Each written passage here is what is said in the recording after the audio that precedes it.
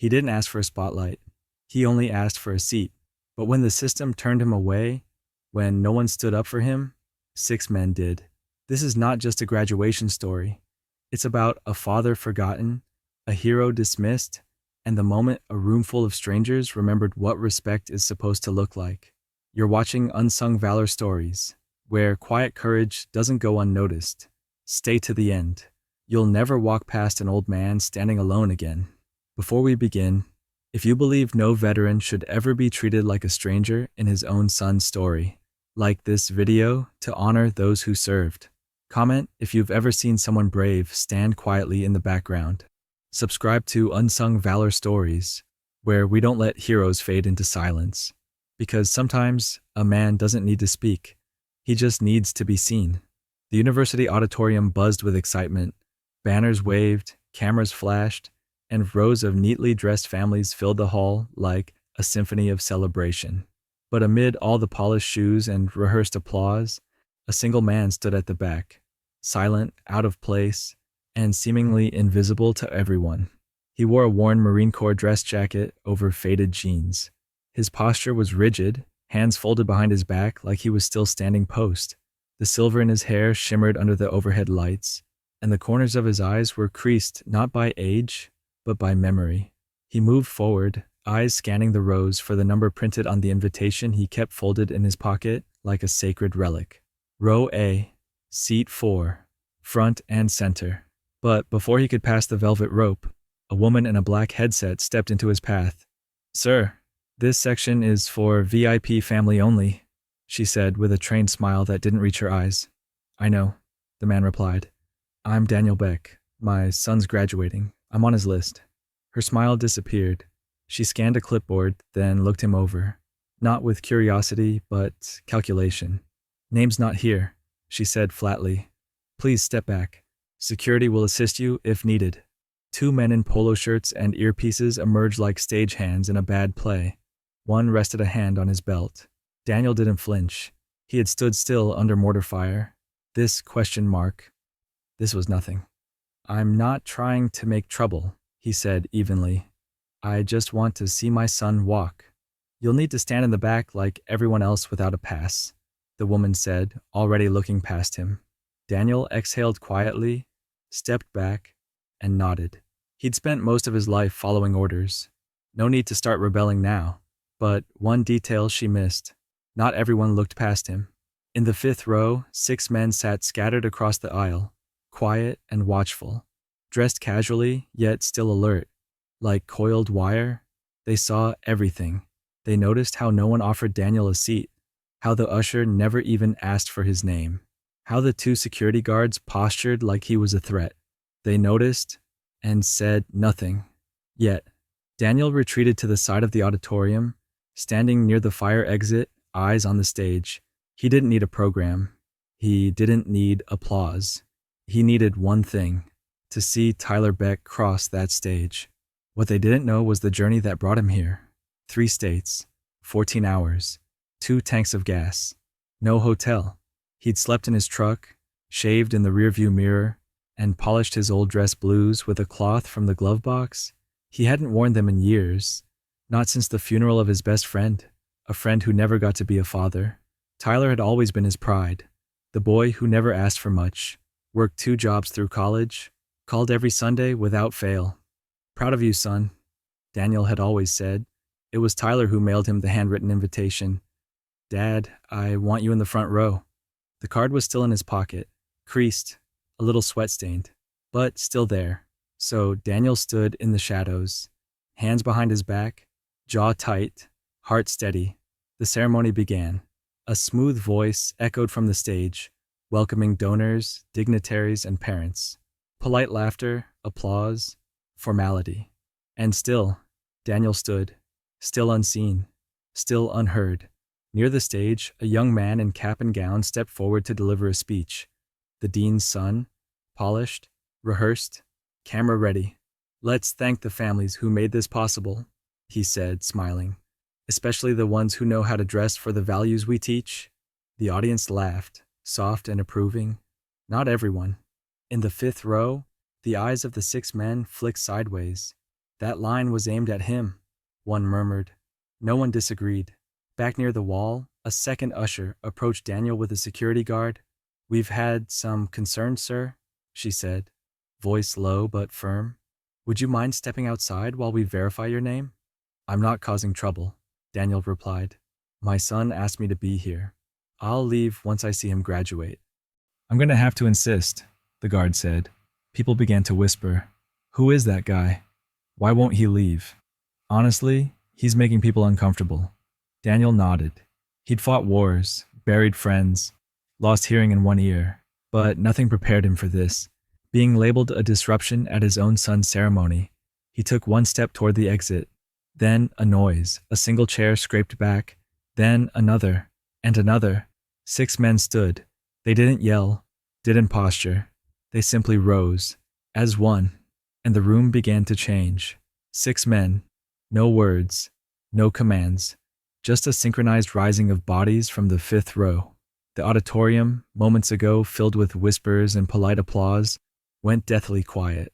Heads turned, phones lowered. Even the graduate at the podium faltered mid-sentence. They weren't in uniform, but they didn't need to be. One of them stepped into the aisle. Tall, broad, scar across his jaw, the kind of man who carried weight without needing to raise his voice. He walked down the row, slow and deliberate, toward the guard who stood beside Daniel. Without saying a word, he reached into his pocket and held something out. A Navy SEAL trident. Gold. Unmistakable. Earned. Never given. The room stilled further. Another man followed. Same calm steps. Another trident in hand. 6 men. 6 badges. The security guard looked down at them. His voice cracked. I didn't know." The first man finally spoke. His voice wasn't loud, but it carried. "You don't remove that man." He turned to the room, scanning every pair of eyes like a field commander on a battlefield. "He's the reason some of us are still breathing.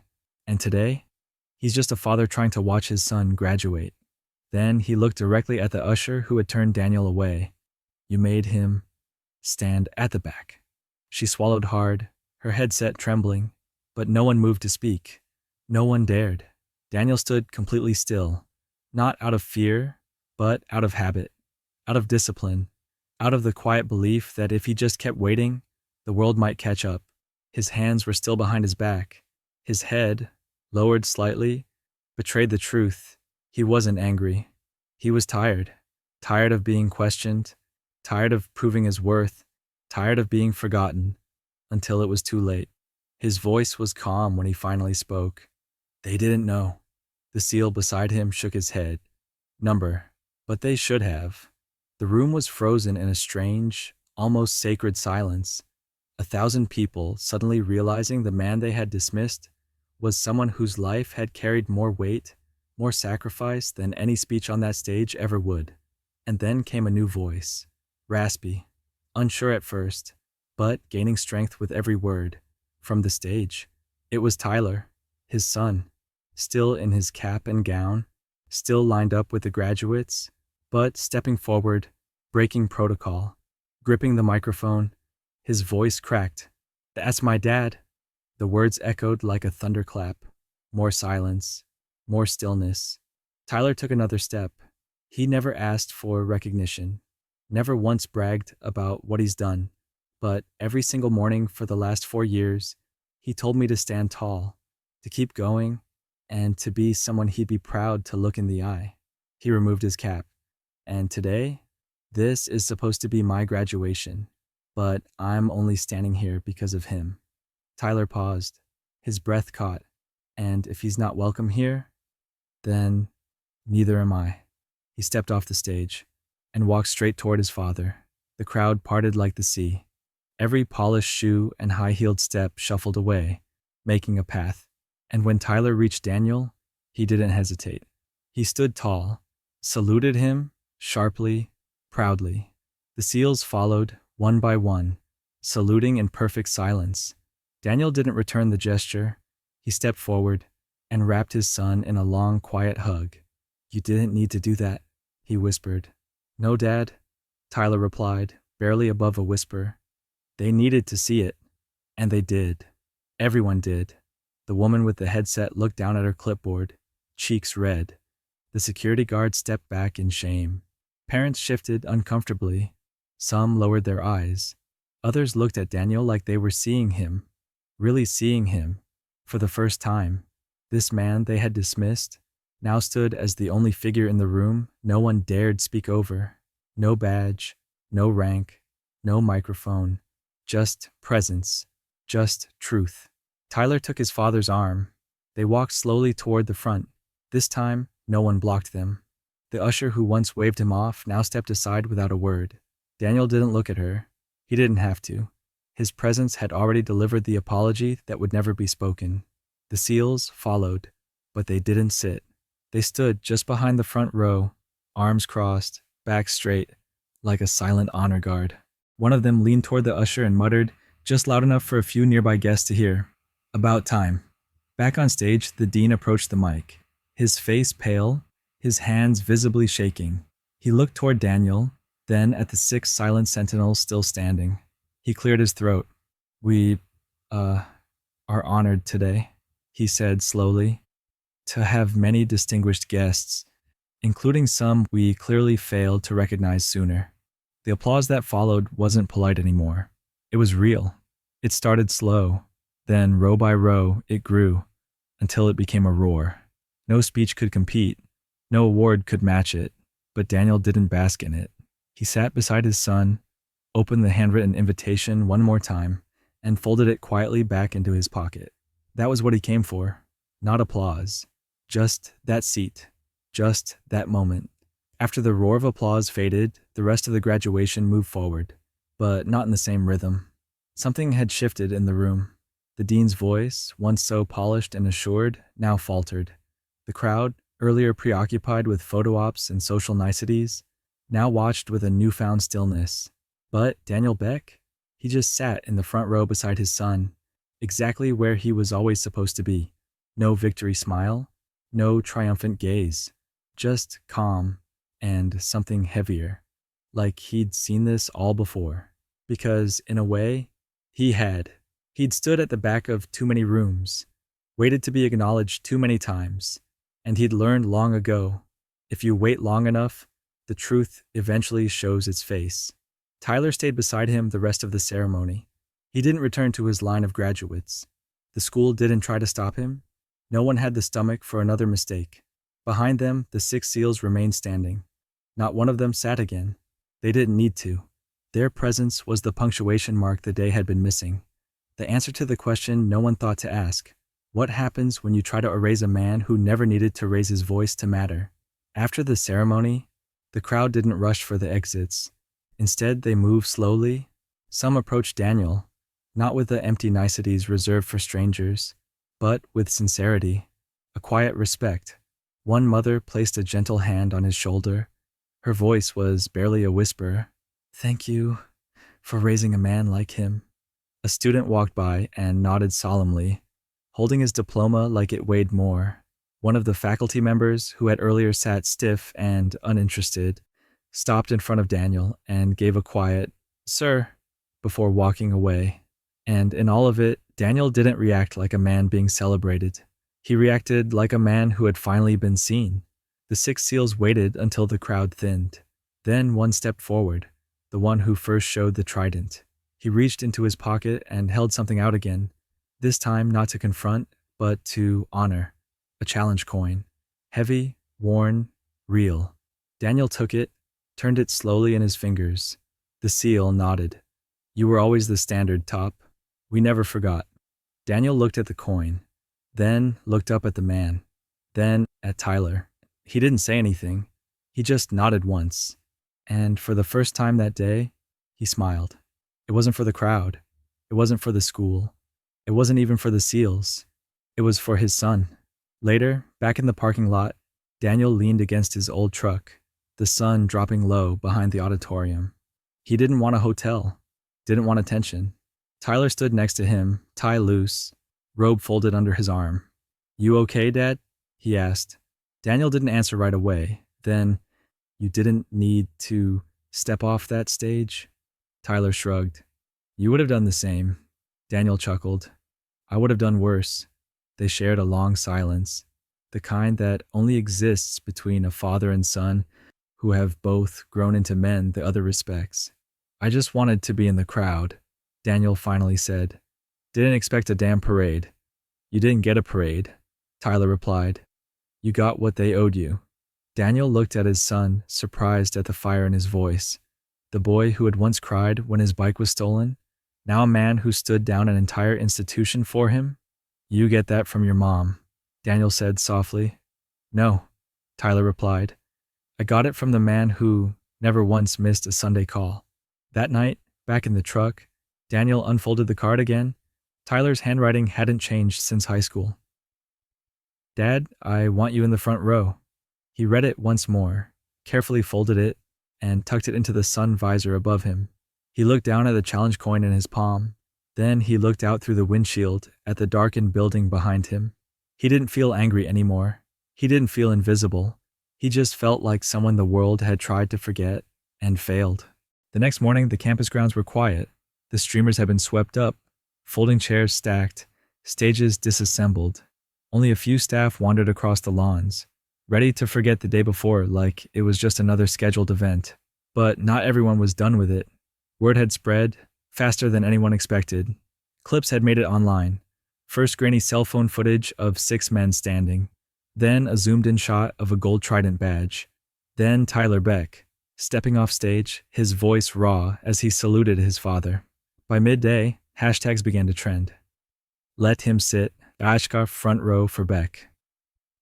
Honor, the quiet, one's veterans across the country shared their own stories of being overlooked at moments that mattered, graduations, hospitals, public events. They didn't just see Daniel's story. They saw themselves in it.